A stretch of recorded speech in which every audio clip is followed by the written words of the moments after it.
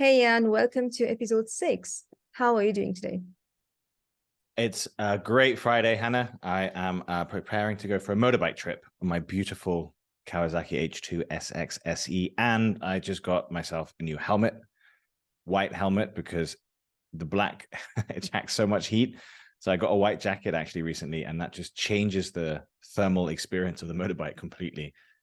I mean, imagine being on a really hot, the engine of the bike is so hot, it's like a furnace, the massive engine, and then the road is hot, Malaysian heat, and then I'm in an armored suit.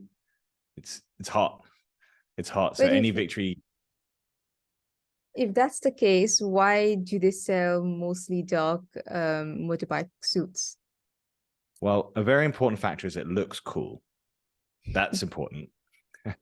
And then the second one is it gets dirty as well. So the white does fade a little bit and gets a bit grimy, right? Because of being on the roads and the streets and stuff. But I have a black one and I have a white one, and the difference between it is just like it's a very significant difference. So, and then with the helmet's black, right? The sun is just shining on it directly, so it's like my head is being cooked. And if you imagine like that helmet, right? Because even though I'm moving, the wind is, but the infrared heat's going through. You can really just it's hot. It's like a sort of Hey, do you remember that motorbike news we shared? I think it was about a year or two. You can sense when you hit the road, and you can sense that you've fallen down, and it will sort of alert the authorities. You remember that? Yeah. Came out of it, yeah. Yeah, I mean, there's like trying to create helpful technologies like that. That would definitely be helpful. The stuff of like having the HUD on the visor, no, you don't want that. Okay. It looks cool when you're riding a bike. You just want a very pure one number in front of you. What's my speed and revs maybe, but you are not looking at your pretty lights. You're paying very specific attention to every millisecond that you're doing. So it's like Interestingly, I saw a video this morning about prevention of accident on motorbikes. So there is a seat belt that you put, it sort of locks you to the seat. So it will need like extra force for you to sort of get out of the bike. And even when you do, immediately there's 2 pillows that just grows across and just covers your entire body. I don't know how they do that. It's like that pillow that come out. How do you call that? The thing that comes out at the steering wheel when you get into an accident. airbags. Yeah, the airbag pillows. Yeah. So the 2 airbags just come and sort of surround you. So that was interesting to see. Should send you the video. Yeah, send it to me. Yeah, there's some really cool technology around that. I've seen like in a Japanese old people's home, they give people to these old, like a similar effect where when it notices there's a fall taking place, it inflates the airbag to cushion the fall. You have that in skiing and snowboarding as well.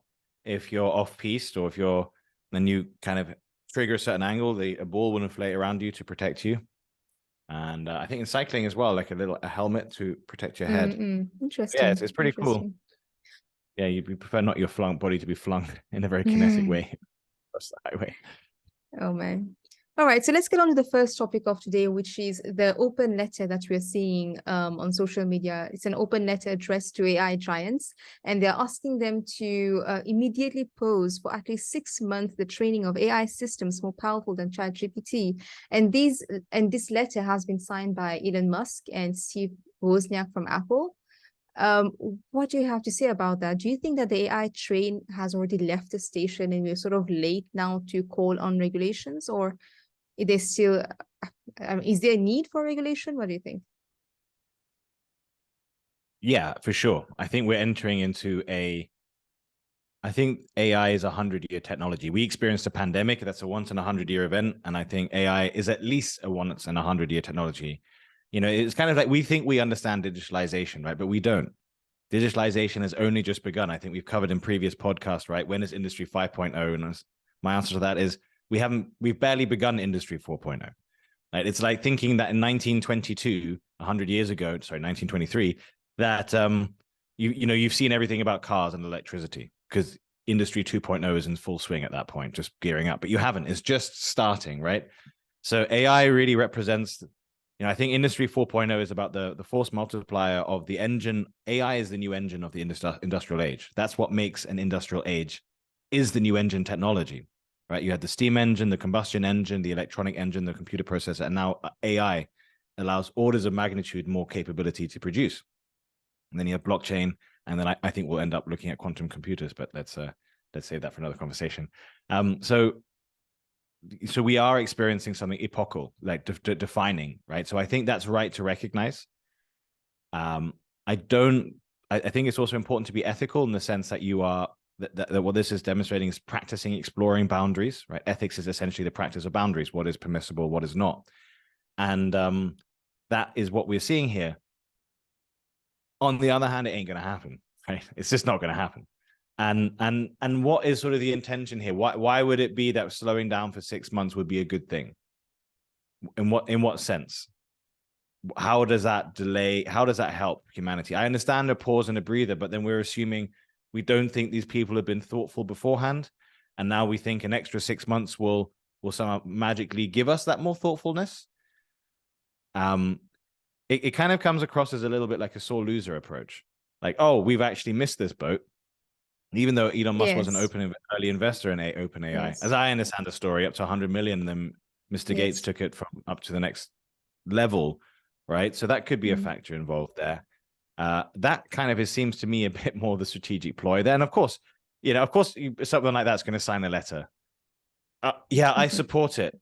I also don't support, I don't support AI in warfare, but guess what? It's coming, right? So it's a very, I think at best it's idealistic. At worst, it's just hopefully naive or just even nefarious and manipulative and trying to catch an advantage. And then that's why you can see the signatures haven't really taken off, right? It's like 1,500 signatures or something like that, as the link that you just sent me shows. Yeah, about 1,700. Yeah. But you're very right on the sore losers, because if you look at the list of people who sign it, it's like, I mean, it looks like people who could have done something in that arena, but they didn't do it. And then probably now they are, as you said, sore loser. No one is going to be using Google in 5 years' time on the current form of Google, right? If maybe we're using Bard or whatever the next equivalent is. And that's what's sort of, so fascinating as we love to study disruption, right? As leaderpreneur, what is that sort of eternal cycle of building up and falling down again, right? And so we had this sort of aura in the tech titans of being eternal, right? And that no one could take down Meta or Google / Alphabet, right? This is going to be like that forever. But actually, that cycle has happened many times. And this is just the latest iteration of it. And, will Google be the next Nokia case study? We're going to find out. But it does seem across these guys have missed the boat. And I think what also stands out to me very clearly is they just have maybe the wrong culture. This is the key challenge. The key challenge is this culture that seems to have emerged at these technology companies is one of just becoming a little bit fat and complacent. And this hungry new upstart has built a whole new way of doing things that's radically superior to anything out there. I mean, think about it. They've built something not just a little bit better than Google search, like multidimensionally better than Google search, right? And out of where have these guys come from? Okay, they got private funding, but Google invests how many billions over how many years with how much talent, and they still don't have that capability, right? And so we're again seeing this pattern of paradigm shifting innovation coming from the periphery. And so this really sort of takes us into innovation theory, where if you think about a system or an ecosystem, an environment, there's going to be the core, or think about like a city, there's going to be the core, there's going to be the suburbs, the secondary spaces, and then there's the tertiary, the periphery. And game-changing innovation, paradigm-changing innovation always comes from the periphery. It never comes from the core, because the core is interested in reinforcing itself as the core, which means maintaining the status quo. Google is unconsciously interested in maintaining the AdWords engine. So it's going to keep doing Google search, and everything it does is structured around Google search. But OpenAI and others just don't fundamentally think like that. They're able to embrace a radical way of thinking that would never be allowed at Google, that would never be commercialized. Now, I'm kind of simplifying it. I'm sure there's a lot more to the story, but this cultural element is such a key thing. And so that's why what I see in that letter is sort of, it's very patronizing. It's like, oh, look, these guys haven't thought it out. So, we think that they should slow down. Now, on the other hand, does it mean maybe everyone's right. Maybe in 2 years' time we have Skynet and the world does end, and well, I guess that can happen too. So it kind of I do agree with that element of making sure that our inner technology, our judgment, wisdom, ethics, morality, upgrade themselves as much as our external technology do, because otherwise, when we're in a position where we have powerful technologies and lack the wisdom to wield them effectively, we can get ourselves into a lot of trouble. Okay, interesting take on it. I don't think though Google will be sort of obliterated because they have made some great acquisitions, right? There's Google Maps, which I don't think ChatGPT can take over maps. I mean, in terms of that direction being given to you when you're driving, and there's also they're investing into DeepMind and what else is there? Cloud services. I don't know if ChatGPT can replace that. I think they will still be there in a way, unless they sort of disrupt themselves and come up with something new so that can make them still stay in the market. True. I mean, and so that, Android, of course, as well. Like, look, I'm a big Google fan. But again, I'm trying to challenge myself with coming from the perspective once in 100 years, or even maybe once in 500 years technology. This is not your once in every decade kind of technology breakthrough that's coming through here. And so, because for example, exponential capability, why couldn't an advanced ChatGPT 6, for example, just build Google Maps, right? And scrape the internet for all the global data. That's not, I don't know how hard that is, but I know now it's not impossible. That would have been impossible 5 years ago, right? It's not going to be impossible. So what we don't yet recognize is the AI to AI economy, where your normal constraints about what you think is possible is just obliterated. It doesn't exist anymore, right? And so, we will be in an environment where something that might have taken a year or two to code could probably be done in less than a day, right? Where the challenge becomes much more, can you prompt the AI in the right way? Can you lead it through the logic steps it needs to arrive at what kind of upgrade, all this stuff. Now, it's very nascent, but this feedback loop of AI into AI, where you no longer have the constraints, whereas before you need an army, I don't know, 1,000 programmers, you don't need that now. You have an exponential AI that will, I mean, look, I think that the current level of Google's DeepMind, I mean, if whoever's listening to this might get this, it's a little bit something like this, but I'm confident that this is broadly correct. Like the latest AIs from Google in terms of chess playing can learn from scratch within a weekend how to beat every grandmaster on planet Earth. Right. And then so that kind of growth in capability, right? You go from not knowing chess to being able to beat anybody in chess is really powerful. So if they can learn that fast, right? And I believe that also applies to the game Go, which is more complex. The curves here are just astonishing in terms of how quickly you can do things that were once thought not possible. So these traditional, that you could build your own Android, right? You could build potentially, right? That is, with the right set of AIs, or maybe you get 10 chat GPTs and they spend 6 months on it, but boom, there you go. You can have it. Right. And so that I think is what we haven't, that's what's going to open up the disruption space. And that is just the wild space. That's where things are going to get really exponential, get crazy. And all those traditional notions of, oh, this couldn't happen, that couldn't happen. No, mate, that's exactly what can happen. And then when you look about what drives so much of innovation, right? On the one hand, it's a belief in a better world. On the other hand, we talk about that sort of, paraphrasing what the Spanish said, God, gold, and glory, right? So the God aspect is being on a mission. You're driven and you believe in the democratizing AI and disrupting the status quo because you want to build that better world, right? That's what drove the first wave of tech disruptors. And now we're going to see a new set of companies, tech evangelists who are believing in that mission, right? Of OpenAI, I think, believe in that idea of bringing the power of AI to everybody, right? Democratizing it. But what's also going to drive it is the gold. There is so much money to be made out of this, right? Trillions and trillions of dollars, right? The AI to AI economy alone will be a replication of the existing global economy, right? That we haven't even factored in AIs talking to AIs, and how that is going to be monetized and value driven, right? That, in my opinion, is going to be at least an equivalent of the current economy as we know it, right? Now, this will take decades to unfold, but it's going to happen really, really fast. And so the numbers are really big. And that's just going to attract smart, driven people who don't embrace the current status quo and will do anything they can to break it down and try and attack it and see something. It's going to be the disruptor playbook all over again. And then finally, there's also that element of glory. People want to be, on the front page. They want to be the next Steve Jobs. They want to be what that is, right? And so that's really what mobilizes these powerful forces against the status quo, and they always win. And so the challenge for someone like a Google, a Meta, perhaps Apple, is how do you reinvent yourself? And that comes back to that. It's a conversation we keep having here about organizational identity and how that shapes culture and what you think you're doing. In the last podcast we covered, or one of the previous ones, we covered about a bank believing it's a bank. Okay, but what does Google now need to believe? Is it a search engine company? I don't think there's necessarily a future in the way that they think about that. So what are they? Right?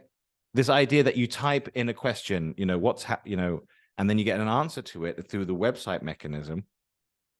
Maybe that's not the right way to do it. So they need to return to this core identity of making the world's information useful, and that's their core sort of purpose. And then being re-inspired into manifesting the next version of that and iterating that along. And that's really the test of organizational greatness, as we're covering in our book club today, where, okay, everyone can ride the wave of one big paradigm, right? Tech came along, Google starts in the early 2000s, and they've had a good 2 decades. Can they reinvent themselves for the next 2 decades? And that's what we're going to find out. Okay, so we've covered how huge of a disruption that is, right? And what we are also seeing in most news nowadays, over the last few days for sure, is how AI is going to take your job. For example, Goldman Sachs came up with an analysis that generative AI could hit about 300 million jobs. And Bloomberg is also making out a list of jobs that are going to get affected by ChatGPT. So could you give us 5 tips from Leadapreneur on how you could save your job? Yeah. So this is basically one of the reasons why I founded Leadapreneur and created the Leadapreneur concept in the first place, is to anticipate that this is going to happen. So I think it's just here now, isn't it? It's strange to have been planning for something for a decade and it suddenly arrives. Okay. And now people take it much more seriously. So I think the first thing to recognize is that this has happened many times in the past. And so this is not a new phenomena. And what we can learn from the lessons of the past is that what gets replaced is not to think about the person. It's about the job to be done. What is the work that needs to be done, right? So let's say, for example, working on the field, right? In the beginning, people put the seeds in the ground by hand, right? That's what you had to do. So the work to be done, but the work to be done is putting seeds in the ground. And then tractors come along and machines, and now they automate that and they plow it, and that makes it much more efficient. So the work to be done there has been automated. But now there's new work to be done, right? Maybe you need to maintain the machines, or new work to be done maybe actually in the city. So you come off the land and go into urban centers, and that drove in many ways urbanization and industrialization. So it's not about you being replaced, it's about the work that you're doing being replaced. And so this is a key insight, because it's about detaching your identity from I'm an accountant and what I do is Excel spreadsheets all day, every day. AI is going to do this better than most accountants, pretty much every accountant. Right. So where now do you go find value? Right. And that's what is sort of that way of thinking. It's about understanding that you need to find the new spaces where the new value is being created because of this technological disruption. So don't make it personal about yourself. Make it about understanding what the job roles that are being disrupted. And the second thing is, let's acknowledge it as a good thing. There's not a lot of people like working through all those Excel spreadsheets. It's not like these are all fantastic jobs that are so awesome. So actually liberating oneself and saying, okay, great. This is bad stuff. I don't like doing it. It destroys my soul. So I have an opportunity to do something else. The third element then is to work alongside AI and to work with the technology. And this is, again, the pattern of history that we see, learning to work with the new technologies that are coming through. And so that's where we see that ability to unlearn and learn and become so important. And in turn, your ability to do that is going to be founded upon your identity. Your ability to, if you see yourself as a manager, just managing things and doing the same thing in the same way, you're going to be stuck in that identity, because the AI can manage better than you. It can. And we already see that, because AI manages grab drivers better, or Uber drivers better than managers could. If managers were better than AI, then Uber would be hiring lots of managers to look after their fleets. But they don't, because the AI is better at it. And that's the kind of organization and organizational environments we're going to move into. So it's about seeing yourself with a new identity of who you want to be in this age. And that's where I recommend the leadapreneur identity, an autonomous digital innovator who uses technology to build their better world, right? It's about being positive towards technology and working with that and understanding that technologies change, but it's about harnessing whatever is available in the technosphere to build your better world. I believe it will be true in 200 years' time. We'll still need innovation, and we'll still need people harnessing the technology of the time to go out and build a better world. It will just be different technology. And then I think the final element around this is to really kind of jump into it and have fun playing with it. That's one of the things I think we've done well as a team. We just get involved and we send each other pictures that we make in Mid-Journey, right? We set little interesting challenges for ourselves. We sharing our ChatGPT prompts. We're also having the difficult conversations, right? Talking about how we need to upgrade our approach to art. We need to kind of create an art wizard who knows the prompts of Mid-Journey and can fuse that into their artistic style, right? So I think it's that combination of having fun and playing with it so that you're engaging with it and learning, combined with the ability to have the serious, difficult conversation, because you can't be delusional. It is going to take a lot of people's jobs. It really is. That gives a great impetus to say, well, let's go. Let's try and accelerate into this new world. Wonderful sharing. And I hope people listening to us could sort of take something from this conversation, right? Okay, so my last question to you. Well, it'd be awkward if they didn't, right? They'd be like, oh, that was terrible. Yeah. Okay. Well, you never know. You never know. You never know. It could be true, right? Like, that was rubbish. What a total load of bollocks.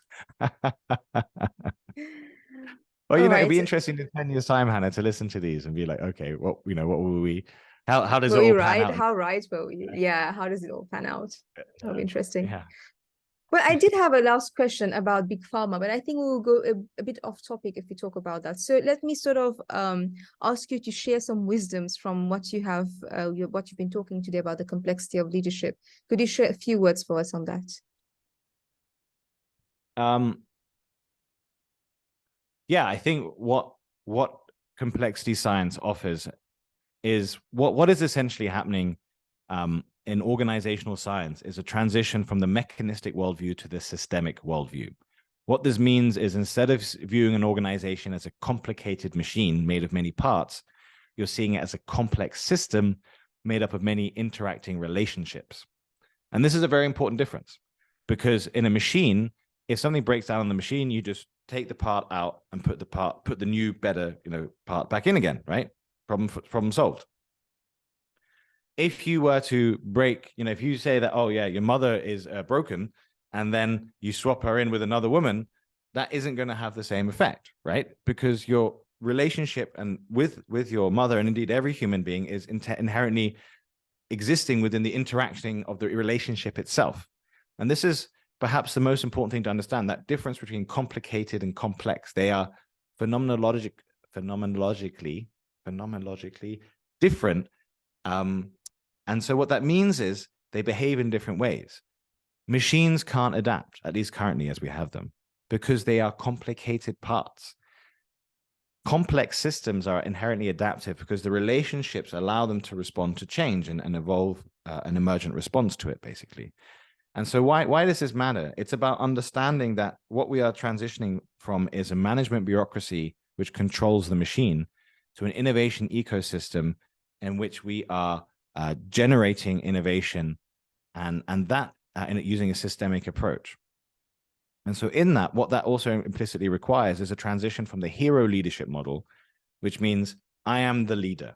I am the one in charge. I am the one who either leads us to victory or we all die, right? That heroic model, and which is focused on seeing a leader as an individual, to a model where we see leadership as a phenomena that is implicit in the social system, where people are demonstrating leadership behaviors. Where, let's say, as we work in Leadapreneur, sure, I'm the CEO, and sometimes I make decisions, but we are in an environment where everyone leads in their own way. We're using generative leadership, right? Maybe it's you, maybe it's Quincy, Cece, Shen. as and when, I think we're pretty good at allowing different individuals to lead when the right time comes around it. It's not all, for example, made decision making through me top down. And so that, I think, is just such an important thing to understand, because as we're going into this new age, what is going to become important is that people are able to manifest this generative leadership, that you're able to be in these collaborative ecosystem environments, and you're able to do that. And that's where your value add is going to be. AI is going to do so much super smart stuff that will replace a lot of what we do. Where those frontiers are about how humans interact together and being able to lead each other, to collaborate, to communicate with each other in a more advanced form. So I think that's really such an exciting place to explore, because it gives every individual an opportunity to lead in the matters that they believe are important, that they care about. I have a last question on that, Jan. You said that at Leadapreneur, you sort of, so we have, at Leadapreneur, we have leadapreneurs, to put it in a way, right? So there must be a lot of organizations out there, a lot of CEOs who are thinking, how do I use AI, or how do I sort of drive innovation in the company? But what advice would you give them, and how can they enable their team members to be leadapreneurs, autonomous digital innovators? Well, call me and I'll help you on that. Beyond that, I think what's important is that this is the new way of working. So what you want to think about is, how do I create a culture in which we're using AI in our everyday, at scale, all the time, to add value?